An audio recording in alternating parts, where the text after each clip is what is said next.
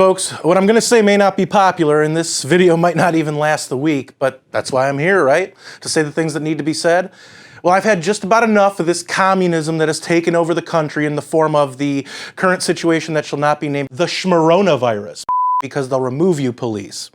I'm going to call it what many others have already called it to avoid censorship, the coof. Now, I'm all for keeping people healthy, but at some point, our society needs to open back up, or veiled communism will become what the left affectionately refers to as the new normal. Hey everybody, thanks for checking out another edition of Things That Need to Be Said. For MRC-TV, I'm Nick Kangadis.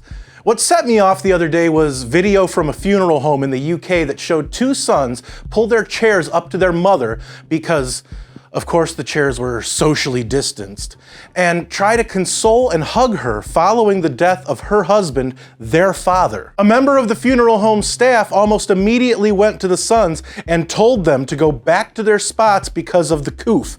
He reportedly told them, "Can't move the chair to its own."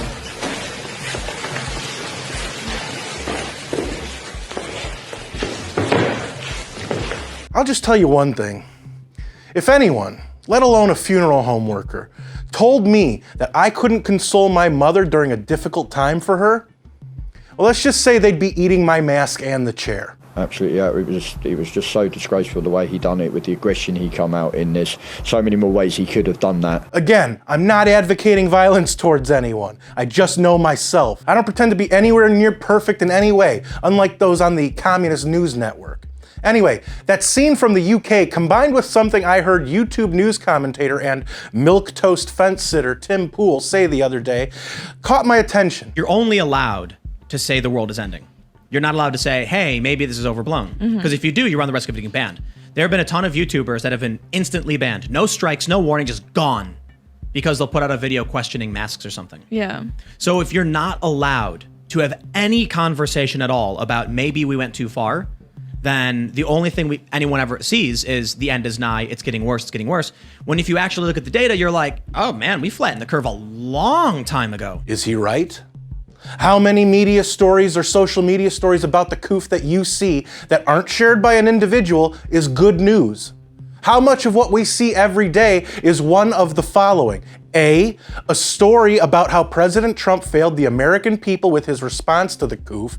B, how so many people are going to die if we open back up. Or C, a leftist preaching to everyone how living under coof rules is the moral thing to do. Is anyone else just a little sick and friggin' tired of this BS? Because that's what it all is, bullshit. At least the propaganda being thrown at us daily.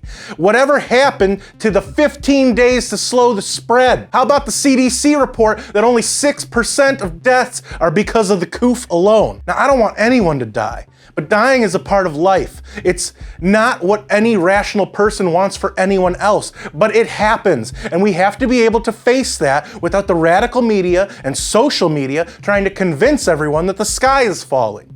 Plus, the left are the experts in wishing death upon others. Just ask Trump.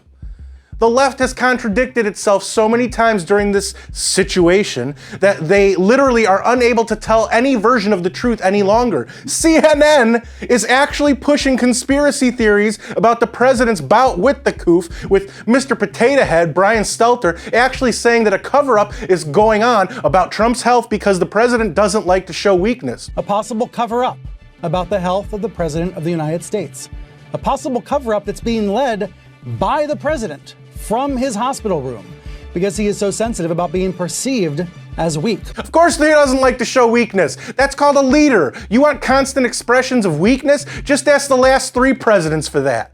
The ironic part is that if Trump's health unfortunately took a turn for the worse, knock on wood it doesn't, but if it did, the left would say that he needs to be removed because he's unfit for office. If the president is incapacitated, Mike Pence, the VP, would become the acting president.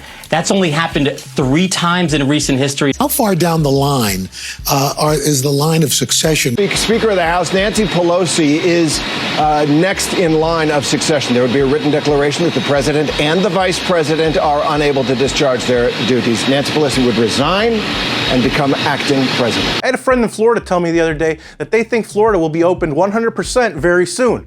So I asked them if that included the end of mask wearing and social distancing. They said no. They'll still have to do that in most places. I responded to them by asking, then how is that a 100% reopening? Because it's not. I'm not slighting my friend, but do you see how the powers that be have even rational thinking people snowed when it comes to this situation? Once again, and I'm kind of tired of saying this because it should be common sense, but for the idiots in the room, I'm not saying that people shouldn't wear masks or take other proper precautions. But can we have even a slight return to a sane world? Masks, social distancing, and a scattering of reopened businesses. This is your life as the coronavirus pandemic drags on. But is it also fated to be your future? I'm gonna say it again for those who didn't hear me the first time. The new normal is quickly becoming communism. Wake up, people. Well, did I step in it this time? Am I way off the reservation on this issue? Let me know in the comments, where I do read most of them and reply to some. And screw Twitter, follow me on Parler. If you like this video, don't forget to share it and give it a thumbs up. Those are the 2 best ways to let us know you want us to keep these videos coming. Subscribe to our YouTube channel and hit that notification bell so that they might actually let you know when MRC-TV comes out with a new video if it hasn't been taken down yet. Like us on Facebook and check out our work on MRCTV.org. For MRC-TV, I'm Nick Kangadis.